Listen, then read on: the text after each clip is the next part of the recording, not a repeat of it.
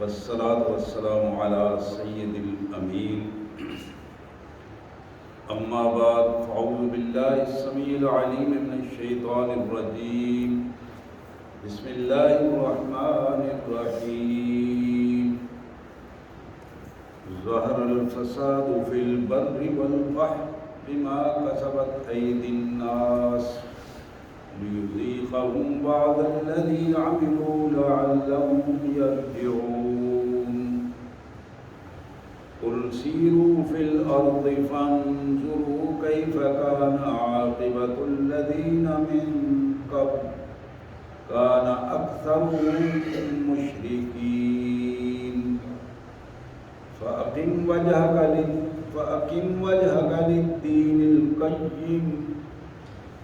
للدين القيم من قبل أن يأتي يوم لا مرد له من الله يومئذ يصدعون. من كفر فعليه كفره ومن عمل صالحا فلأنفسهم يمهدون. ليجزي الذين آمنوا وعملوا الصالحات من فضله إنه لا يحب الكافرين. آمنت بالله صدق الله العظيم. اللهم صل على سيدنا ومولانا محمد وعلى آل سيدنا ومولانا محمد وبارك وسلم. اللهم صل على جميع الأنبياء والمرسلين وعلى الملائكة المقربين وعلى سائر الصحابة والتابعين وعلى عباد الله الصالحين. اللہ کے پاک کلام قرآن مجید میں یہ 21واں پارہ ہے اور سورہ روم کی آیت نمبر 41 سے 45 تک کی آیات ہیں جو آج ہمارے زیر مطالعہ آیات ہیں. ان تلاوت کردہ آیات کا سادہ سا ترجمہ اور مفہوم. اللہ کے مبارک نام سے جو بڑا مہربان بہت زیادہ رحم کرنے والا ہے. ظہر الفساد فی البر والبحر.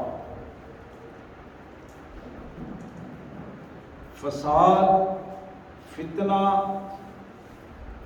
غالب آ چکا ہے خشکی کے علاقوں میں بھی اور تری کے علاقوں میں بھی، میدانوں میں بھی اور سمندروں میں بھی، ہواؤں میں بھی.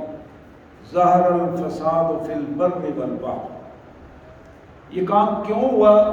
بما کسبت ایدی الناس. لوگوں کے اپنے ہاتھوں کی یہ کمائی ہے جس کی وجہ سے یہ سب کچھ ہوا. آبادیوں میں فساد ہوا، میدانوں میں فساد کا ماحول بنا، پانیوں میں بنا، ہواؤں میں بنا. بما کسبت ایدی الناس. لوگوں کے اپنے ہاتھوں کی کمائی ہے. یہ اپنی کرتوتیں ہیں جو فساد اور فتنے کی صورت میں ڈھل کر معاشرے میں غالب آ چکی ہیں. لِيُذِيقَهُمْ بَعْضَ الَّذِي عَمِلُوا. یہی وہ سزا ہے جو ان کے برے اعمال کی، بد اعمالیوں کی سزا اللہ تعالیٰ ان کو دینا چاہتے ہیں اس حوالے سے، اور ان کی کرتوتوں کا مزہ ان کو چکھانا چاہتے ہیں. لَعَلَّهُمْ يَرْجِعُونَ. ممکن ہے اس سزا دینے سے، ممکن ہے اس طرف توجہ دلانے سے اور یہ حالات پیدا کرنے سے ان میں سے کچھ لوگ واپس آ جائیں اور ان کی اصلاح ہو جائے. یہ پہلا منظر تھا جس کو قرآن نے ایک آیت میں ہمارے سامنے رکھا. اب قرآن مجید ذرا دوسری طرف توجہ ہماری دلاتا ہے، ذرا غور کیجیے اس پر. قل سیروا فی الارض فانظروا کیف کان عاقبۃ الذین من قبل کان اکثرهم مشرکین. میرے رسول صلی اللہ علیہ وسلم ان کو بتاؤ، سیروا فی الارض، ذرا زمین میں چل پھر کر دیکھو، زمین میں چل پھر کر دیکھو. دیکھنا تم نے یہ ہے کہ تم سے پہلی جو قومیں گزری ہیں افراد گزرے ہیں، ان کا کیا حشر ہوا ہے؟ ان کا حشر کیا ہوا ہے؟ قل سیروا فی الارض، زمین میں ذرا چل پھر کر دیکھو کہ تم سے پہلے جو قومیں گزری ہیں ان کے ساتھ ان کا انجام کیا ہوا ہے اور ان کا حشر کیا ہوا ہے۔ کان اکثرهم مشرکین، اور حقیقت یہ ہے جتنے بھی ذلت اور رسوائی کا نمونہ بنے ہیں ان میں سے اکثر لوگ مشرک تھے، اکثر لوگ مشرک تھے۔ کان اکثرهم مشرکین، اکثر مشرک لوگ تھے۔ یہ دوسرا منظر تھا جو قرآن نے ہمیں دکھایا۔ اب ایک تیسرا منظر قرآن دکھاتا ہے، ذرا اس پہ بھی غور کیجیے۔ اللہ فرماتے ہیں فَأَقِمْ وَجْهَكَ لِلدِّينِ الْقَيِّمِ مِنْ قَبْلِ أَنْ يَأْتِيَ يَوْمٌ لَا مَرَدَّ لَهُ مِنَ اللَّهِ يَوْمَئِذٍ يَصَّدَّعُونَ۔ ایک وقت وہ آنے والا ہے، ایک دن تمہاری زندگی میں ایسا بھی آنے والا ہے جو طوفانی ہوگا، جس کی ہیبت تم برداشت نہیں کر سکو گے۔ یہ وہ دن ہے جس دن کا نام سن کر لوگ کانپ جاتے ہیں، اور ناکی والا دن وہ واپس نہیں ہوگا، ذرہ برابر بھی آگے پیچھے نہیں۔ یوم اللہ مرد لہو، کوئی اس کو پیچھے نہیں کر سکے گا، کوئی لوٹا نہیں سکے گا، واپس نہیں کر سکے گا۔ اس نے آنا ہے اور اپنے وقت پہ آئے گا۔ تمہیں کیا کرنا ہے؟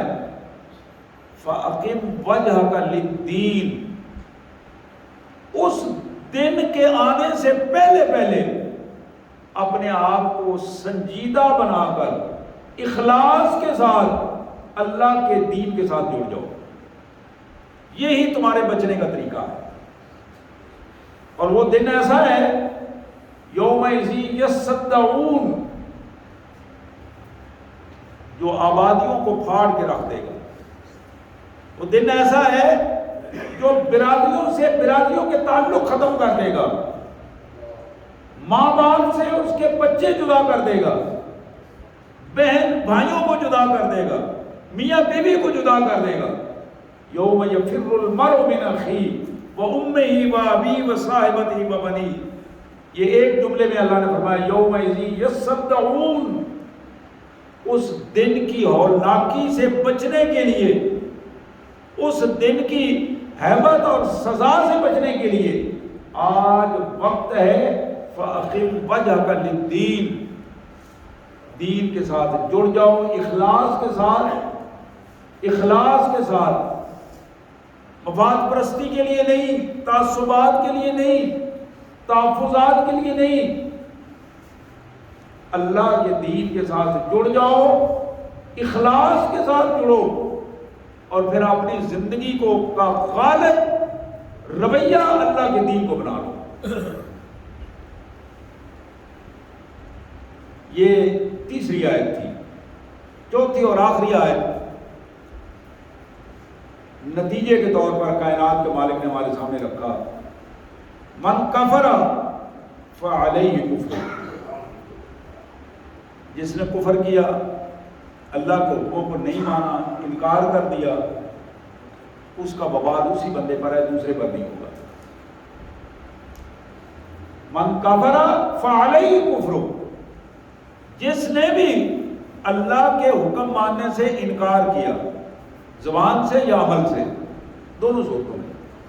بعض بندے زبان سے انکار نہیں کرتے، جی ٹھیک ہے اسی طرح کریں گے، ہو جائے گا، لیکن عملاً وہ اس پر آنے کے لیے تیار نہیں۔ تو قرآن نے کہا کہ زبان سے انکار کرے یا عمل سے انکار کرے، فعلیہ کفر، اس نے جو انکار کیا ہے، کفر کیا ہے، اللہ کی نافرمانیاں کی ہیں، اس کفر، انکار اور نافرمانی کا بدلہ اسے خود چکانا پڑے گا، اس کی سزا اسے خود بھگتنا پڑے گی۔ وَمَنْ عَمِلَ صَالِحًا، اور جس نے اللہ کی فرما برداری کر لی، نیک کردار مینٹین کیا، اللہ وحدہ لا شریک کو تسلیم کیا اور اللہ کے حکموں کی پابندی کی، فَلِأَنفُسِهِمْ يَمْهَدُونَ، یہ لوگ ہیں جنہوں نے اپنے آپ کو بچا لیا اور ہدایت کے راستے پر چل پڑے اور اپنے آپ کو اللہ کی سزا سے اور اس دن کی ہولناکی سے اپنے آپ کو محفوظ رکھا۔ لِيَجْزِيَ الَّذِينَ آمَنُوا وَعَمِلُوا الصَّالِحَاتِ مِنْ فَضْلِهِ، اللہ اپنے ایمان والے بندوں کو جو دین کے ساتھ جڑ جاتے ہیں، اپنے کردار کو دیندار بنا لیتے ہیں، ایسے بندوں کو اپنے اللہ فضل سے نوازتا ہے۔ لیکن دوسری بات، اِنَّهُ لَا يُحِبُّ الْكَافِرِينَ، اللہ کافروں کو پسند نہیں کرتا، نافرمانوں کو پسند نہیں کرتا۔ آمنت باللہ، صدق اللہ العظیم۔ میرے پیارے بھائیوں، یہ سورہ روم کی آیت نمبر 41 سے 45 تک کی آیات 21ویں پارے میں سے میں نے تلاوت کی ہیں اور ان کا مفہوم آپ کے اپنے انداز میں آپ کے سامنے رکھا ہے۔ 4 آیتیں ہیں اور 4 ہی باتیں ہیں اور کمال قسم کی باتیں۔ سب سے پہلی بات جس پہ ہمیں غور کرنا ہے، ظہر الفساد فی البر والبحر بما کسبت ایدی الناس لیذیقہم بعض الذی عملوا۔ یہ جو زمین آسمان کے درمیان، یہ جو زمین کے نیچے پانیوں میں، فضاؤں میں ہر طرف فساد ہی فساد اور فتنہ ہی فتنہ نظر آ رہا ہے، گھروں کے اندر بھی اور گھروں کے باہر بھی۔ اللہ فرماتے ہیں کہ یہ ایسی بات نہیں ہے کہ جو اللہ کی طرف سے کوئی چیز مسلط کی گئی ہے، اللہ فتنے اور فساد کو مسلط نہیں کرتا۔ بما کسبت ایدی الناس، لوگوں سوچو، غور کرو، یہ تمہارے اپنے ہاتھوں کی کمائی ہے، تمہاری بدعمالیاں ہیں، تمہاری سوچ اور فکر کی غلطی ہے، تمہاری حرام کاریاں ہیں اور تمہاری حرام خوریاں ہیں اور حرام فکری ہے، غلط سوچنا، غلط کرنا اور غلط رویوں کے ساتھ رہنا اور کھانا پینا، یہ وہ اعمال کی بدعمالیاں ہیں جس کی وجہ سے فتنہ و فساد بڑھ گیا ہے۔ ہماری عمومی عادت یہ ہے، ہماری عادت یہ ہے کہ ہم ہر ناپسندیدہ کام کو، ہر مشکل مرحلے کو،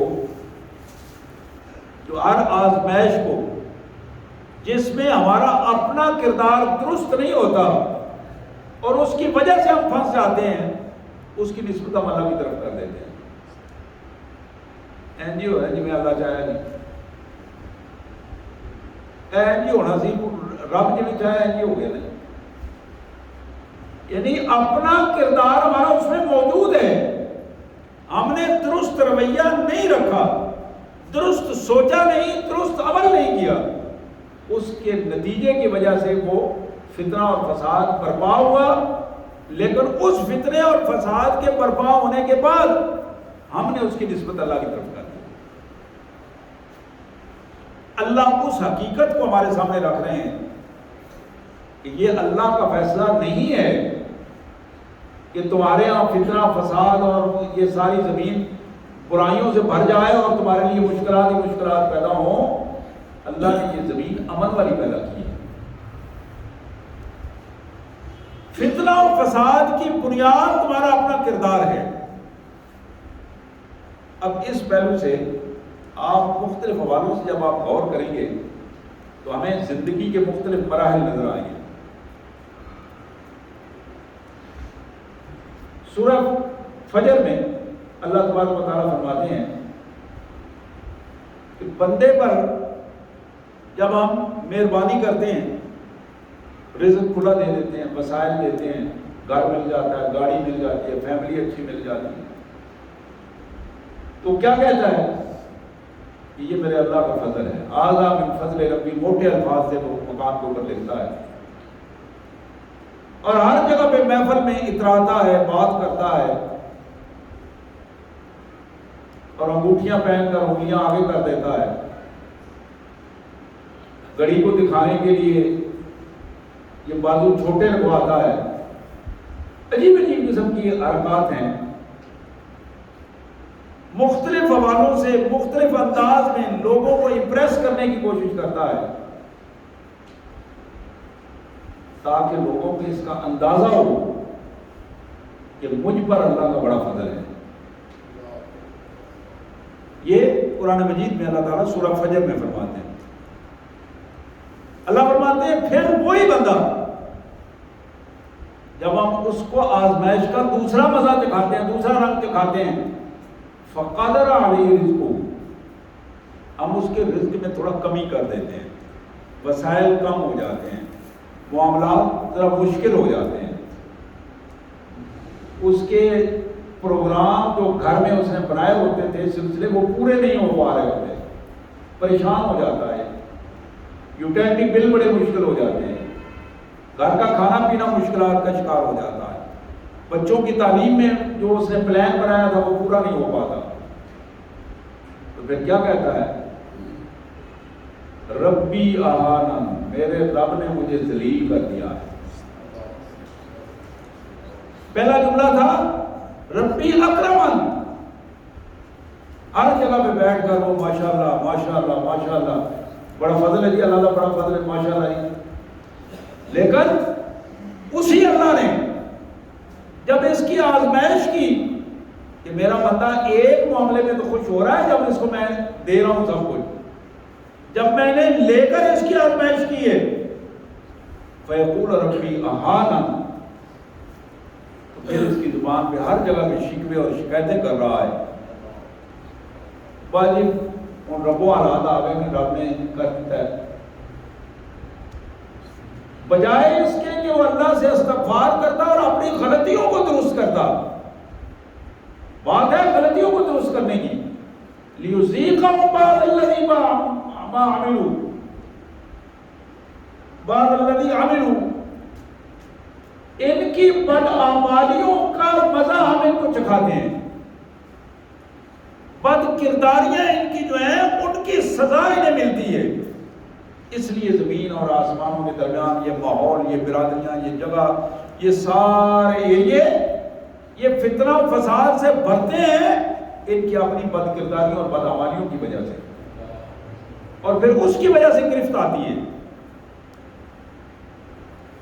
تو میرے پیارے بھائیوں, یہ پچھلے جمعے میں یہی بات ہو رہی تھی, مقامات عمل کے حوالے سے بات تھی, تو اس کا یہ دوسرا حصہ ہے. اللہ تبارک و تعالیٰ کسی پر ظلم نہیں کرتے. وما ظلمونا ولکن کانوا انفسہم یظلمون, بار بار قرآن مجید میں یہ الفاظ آتے ہیں. ہم اپنی مخلوق میں کسی پر ظلم نہیں کرتے.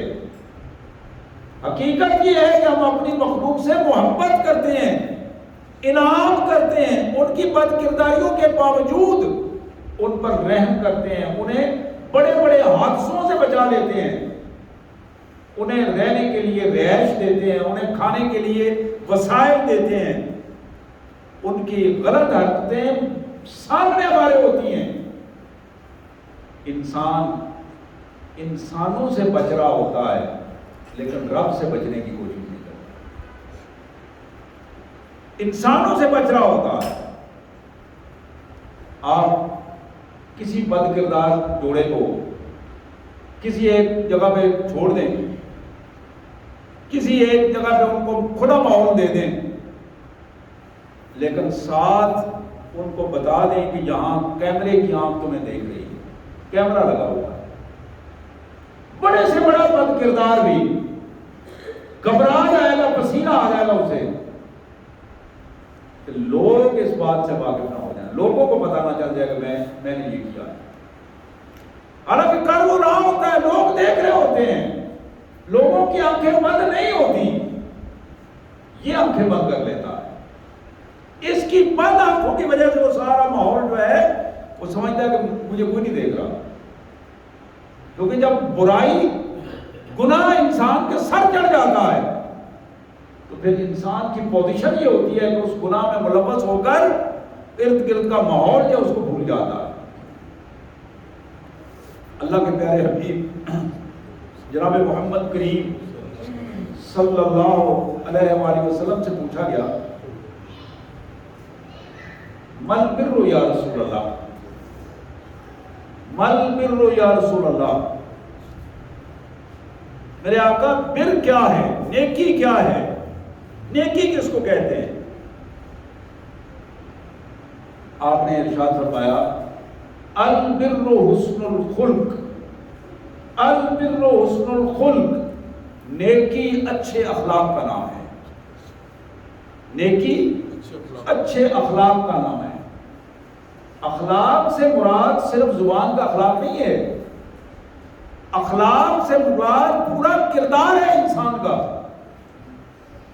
آنکھوں کی حیا آنکھوں کا اخلاق ہے، زبان کا درست استعمال زبان کا اخلاق ہے، ہاتھ اور پاؤں کا درست استعمال ان کا اخلاق شمار ہوتا ہے۔ اسی طرح عفت مابی، شرمگاہ اور حیا کی پوزیشن، شرمگاہ کی حفاظت، بندے کا حیادار ہونا، یہ اس کا حیا کا اخلاق ہے۔ البر حسن الخلق، نیکی اچھے اخلاق کا نام ہے۔ اچھا اخلاق وہ ہے جو آدمی اپنے آپ کو محمد رسول اللہ کے طریقے کے مطابق ڈھال دے، اچھی عادات اپنا لے، اس کا اٹھنا بیٹھنا سونا جاگنا نبی رحمت صلی اللہ علیہ وسلم کے طریقے کے مطابق ہو جائے۔ اور میرے پیارے آقا محمد کریم صلی اللہ علیہ وسلم نے اس حوالے سے بڑی خوبصورت بات کہی، البر حسن الخلق، نیکی اچھے اخلاق کا نام ہے، والاسم ما حاک فی صدرک، اور گناہ وہ جو تمہارے دل و دماغ میں کھٹکے وہ گناہ ہے، اندر تمہارا اس پہ شرمندہ ہو، ندامت ہو، اس میں شرمندگی ہو، پریشانی ہو۔ وَكَرِهْتَ أَن يُطَّلِعَ عَلَيْهِ النَّاسُ، اور تو اس بات کو برا محسوس کرے کہ تمہاری اس حرکت سے لوگ واقف ہو جائیں، لوگوں کو پتہ چل جائے کہ تمہارا اندر کا کردار کیا ہے اور باہر کا کردار کیا ہے، چار دیواری میں تم کیا کرتے ہو اور میدانوں میں تمہارا رویہ کیا ہے، تمہاری سوچ کی کمیونگی کہاں تک جاتی ہے اور تمہاری رویوں کی زبان کے مٹھاس کی پوزیشن کیا ہے۔ وَكَرِهْتَ أَن يُطَّلِعَ عَلَيْهِ النَّاسُ، تو میں عرض یہ کر رہا تھا ہمارا عمومی رویہ جو ہے، اس عمومی رویے میں ہماری پوزیشن یہ ہے کہ ہم لوگوں سے بچنا چاہتے ہیں، لوگوں کے سامنے ہم اچھا نظر آنا چاہتے ہیں، اور ہمارا ذاتی کردار جو ہے وہ بدترین کردار جو اس میں ہمیں کوئی پرواہ نہیں ہے۔ یعنی اللہ کے ہاں ہمیں اس کی کوئی پرواہ نہیں کہ ہمارا کیا ہوتا ہے، اس لیے کہ ہم اللہ کو جانتے نہیں ہیں، پہچانتے نہیں ہیں۔ وما قدر اللہ حق قدرہ، ہمیں اس کا اندازہ ہی نہیں ہے کہ اللہ تبارک و تعالیٰ کی پکڑ اور گرفت کیا چیز ہے، اور جب وہ پکڑ اور گرفت آتی ہے تو پھر آدمی بالکل ایسے جیسے حواس باختہ ہو جاتا ہے۔ بالعموم یہ پوزیشن ہوتی ہے کہ وہ اپنے آپ میں نہیں رہتا۔ کبھی آپ نے دیکھا ہوگا ایک رویہ تو یہ ہوتا ہے کہ بندے پر آزمائش آئے تو بندہ اللہ توبہ کرتا ہے، استغفار کرتا ہے، اللہ تعالیٰ اس آزمائش کو دور بھی کر دیتے ہیں، ورنہ جتنی دیر تک وہ آزمائش رہتی ہے اتنی دیر تک کم از کم بندہ اللہ کے ساتھ رابطے میں رہتا ہے۔ لیکن جو ہی وہ آزمائش دور ہوتی ہے تو پھر اللہ تبارک و تعالیٰ کا شکر ادا کرتا ہے۔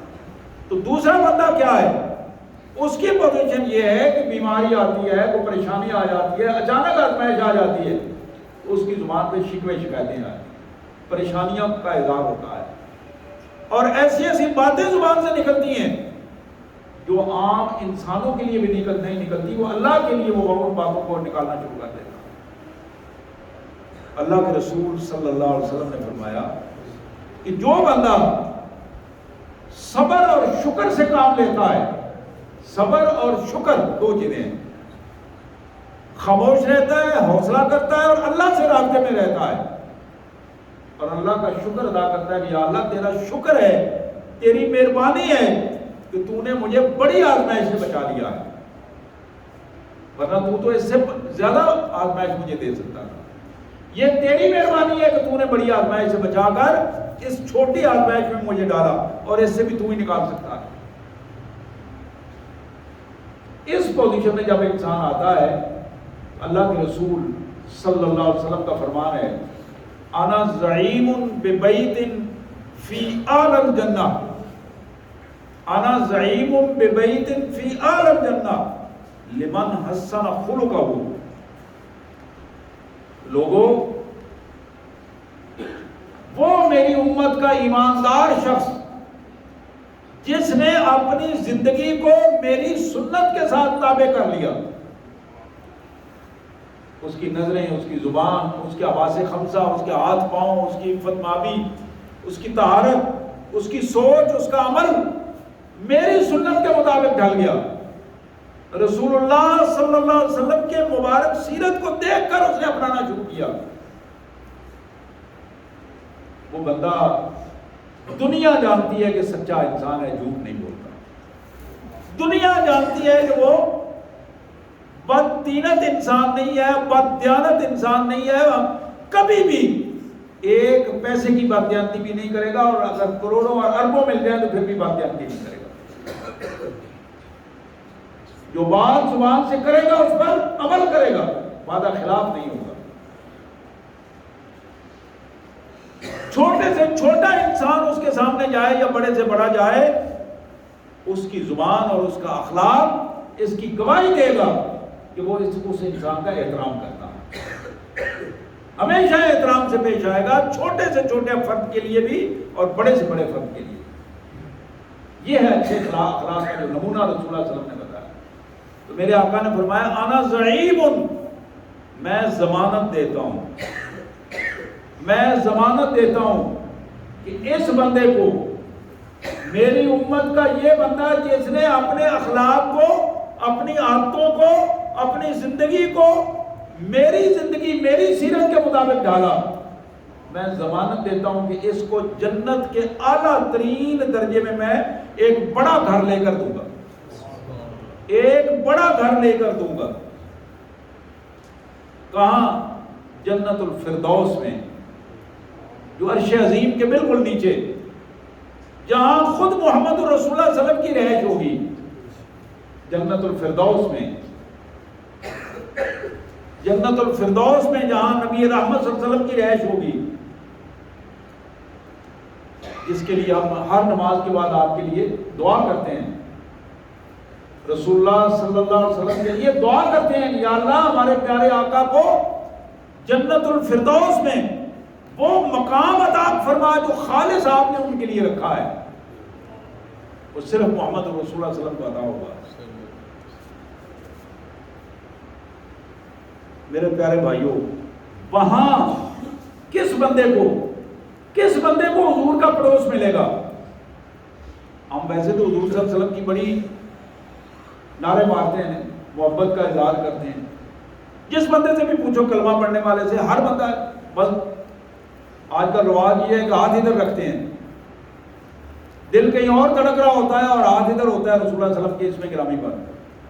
یہ جو منافقت کی جو پوزیشن ہے، اندر کچھ اور ہے اور باہر کو نظر کچھ اور آ رہا ہے،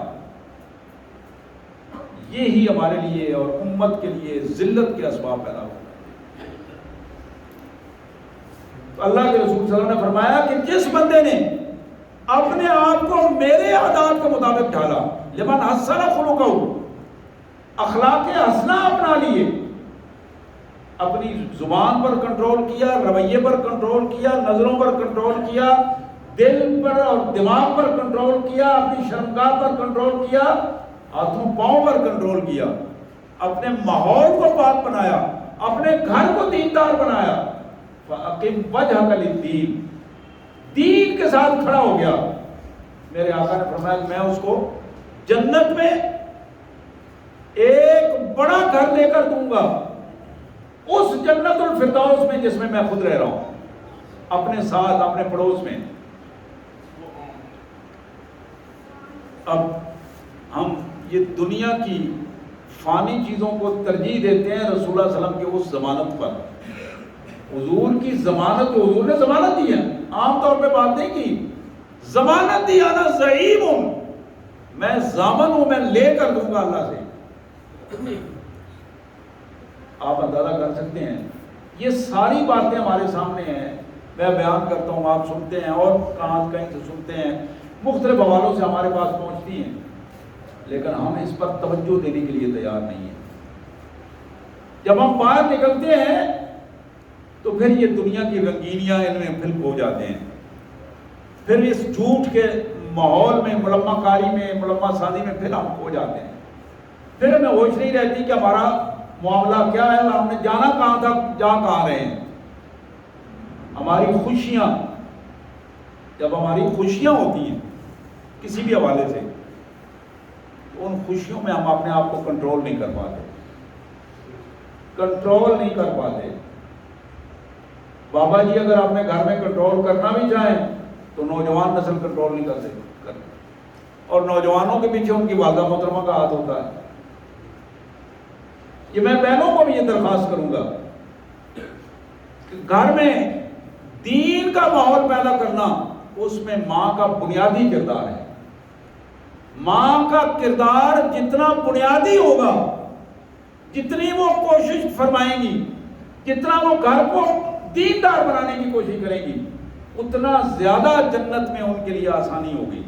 اللہ کے رسول صلی اللہ علیہ وسلم نے فرمایا کہ میں نے جہنم میں مردوں کی نسبت عورتوں کو زیادہ جاتے ہوئے دیکھا ہے، عورتوں کی تعداد زیادہ جہنم میں جائے گی، حضور صلی اللہ علیہ وسلم نے فرمایا۔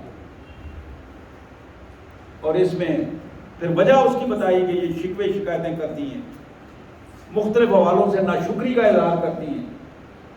تو میں اپنی بہنوں سے درخواست کروں گا کہ اپنے بچوں کی تربیت کے لیے، خاوند کے لیے آسانیاں پیدا کریں، تاکہ گھر کا ماحول میاں بیوی مل کر دینداری کا ماحول بنائیں، مل کر اس ماحول کو خوبصورت ماحول بنائیں۔